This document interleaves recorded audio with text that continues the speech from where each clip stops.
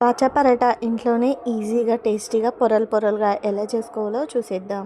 So ఒక mixing bowl తీసుకొని ఒక కప్పు మైదా పిండి వేసుకొని, ఒక టీ స్పూన్ సాల్ట్, ఒక టీ స్పూన్ షుగర్, ఒక టీ స్పూన్ నెయ్యి వేసుకొని బాగా ఒక 5 నిమిషాల పాటు మెత్తగా కలిపేసుకున్న తర్వాత సిల్వర్ ఫాయిల్ పెట్టేసుకొని ఒక 5 నిమిషాలు పక్కన పెట్టుకున్న తర్వాత ఇలా పెద్ద సైజు ఉండలు తీసుకొని పరాటాకి మొత్తం పొడి పిండి అప్లై చేసి వీలైతే అంతా పల్చగా పామేసుకున్న తర్వాత ఇలా చూపిస్తున్న విధంగా నెయ్యి రాసేసుకొని అలా సన్నగా కట్ చేసుకోవాలి. ఎక్కువ పొరలు రావాలంటే ఇలా సన్నగా కట్ చేసుకుంటే చాలా బాగా వస్తాయి. దాన్నంతా ఇప్పుడు చివరి నుంచి ఒక సైడ్కి చుట్టుకుంటూ వచ్చిన తర్వాత ఇలా కొంచెం సాగదీసి 2 వేళ్ళకు పట్టుకొని రౌండ్గా చుట్టుకున్న తర్వాత ఇలా ప్రెస్ చేసేసుకొని కొద్దిగా గీ రాసుకొని లైట్గా ఒత్తేసుకోవాలన్నమాట. ఎక్కువ ప్రెషర్ పెట్టి ఒత్తేస్తేనే విచ్చుకోవి. ఇప్పుడు ఒక పెనానికి కొద్దిగా గీ రాసేసుకొని లైట్గా కాల్ చేసుకోవడమే, అటు ఇటు అంతే.